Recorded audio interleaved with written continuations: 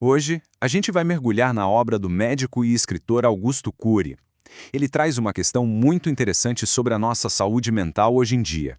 Ele fala de uma condição que, segundo ele, é até mais comum que a depressão, mas que, olha, muita gente nem sabe que existe.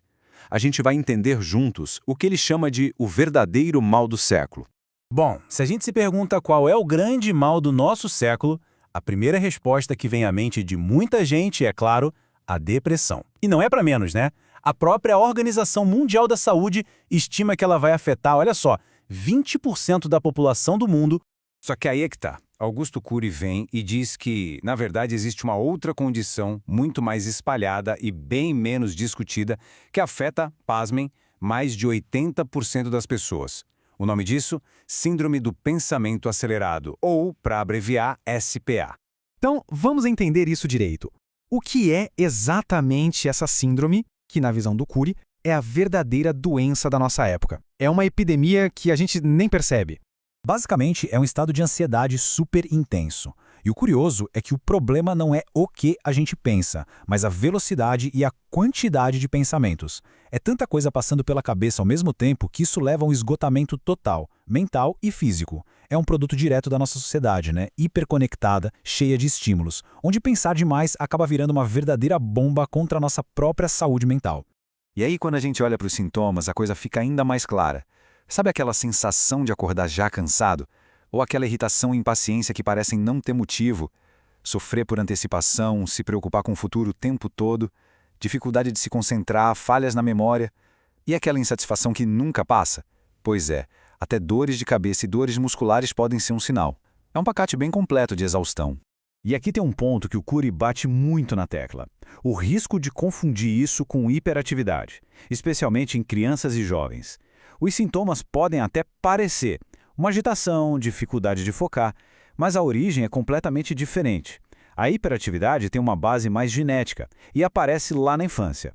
Já a SPA, essa é construída com o tempo, pelo nosso estilo de vida, pelo excesso de informação, por toda essa pressão que a gente vive. Para a gente entender de verdade por que isso acontece, a gente precisa dar uma olhada em como o Cury enxerga o funcionamento da nossa mente. E ele usa umas analogias bem legais para isso, como se a nossa mente fosse um grande teatro, ou até um avião. Então, vamos lá. No centro de tudo, tem o que ele chama de eu. Pensa no eu como a nossa consciência, a nossa capacidade de escolher, de decidir. Se a mente é um avião, o eu deveria ser o piloto.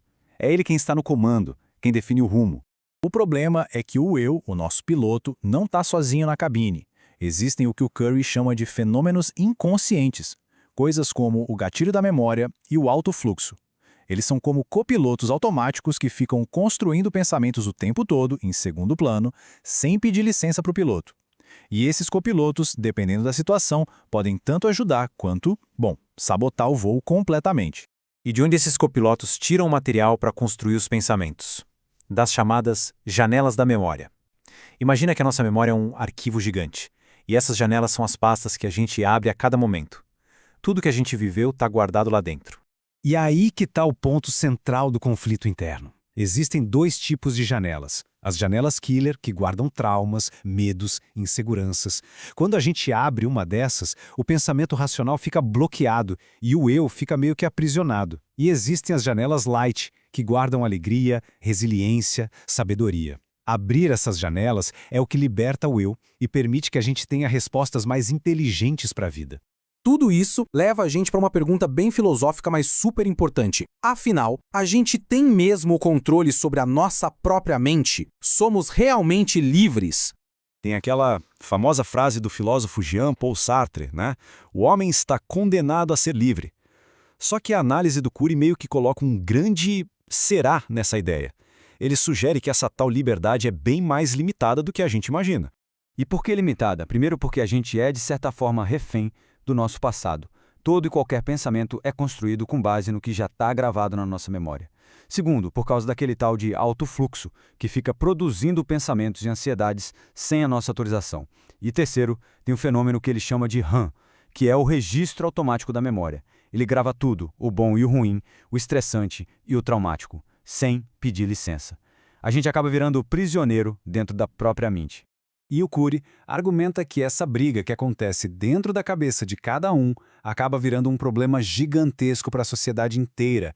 E, segundo ele, tudo começa na forma como a gente está educando as nossas crianças e jovens. Será que a gente está formando pensadores de verdade? Ele conta uma história bem marcante de uma vez que visitou uma escola e começou a conversar com os alunos do ensino médio sobre os sintomas da SPA, e o que ele ouviu foi de deixar qualquer um de cabelo em pé.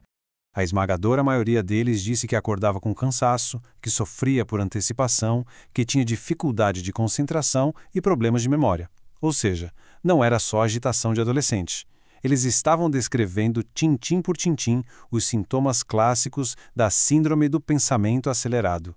E talvez o dado mais chocante tenha sido esse. Mais da metade daqueles alunos admitiu ter algum tipo de transtorno do sono. Imagina só, jovens que deveriam estar cheios de energia, mas que passavam a noite lutando contra a própria mente, sem conseguir descansar de verdade. Isso levou Cury a uma conclusão bem dura, que ele coloca nessa frase: o que estamos fazendo com os filhos da humanidade? Criamos um sistema educacional que forma pessoas doentes para uma sociedade estressante. Em outras palavras, a gente criou uma escola que é ótima em formar repetidores de informação, mas que falha miseravelmente em formar pensadores, gente capaz de gerenciar o próprio mundo interior. Então, se a gente se vê como passageiro de um avião desgovernado, que é a nossa mente voando rápido demais, fica a pergunta: o que dá para fazer? Existe uma saída? Felizmente, a análise do Cury não para no diagnóstico. Ela também aponta um caminho para a gente assumir o controle. A grande meta é essa: treinar o nosso eu, a nossa consciência, para deixar de ser um espectador passivo dos pensamentos. É preciso transformá-lo num verdadeiro gerente da mente. É sair do assento de passageiro e finalmente assumir o posto de piloto, capaz de navegar até nas piores turbulências. E como fazer isso? Cury propõe uma ferramenta prática que ele chama de DCD: duvidar, criticar e determinar. A ideia é, assim que um pensamento perturbador aparecer, a gente primeiro duvidar dele, questionar, depois criticar.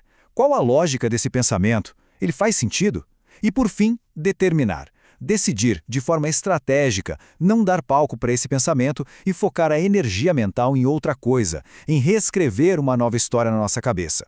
É uma intervenção rápida, coisa de segundos.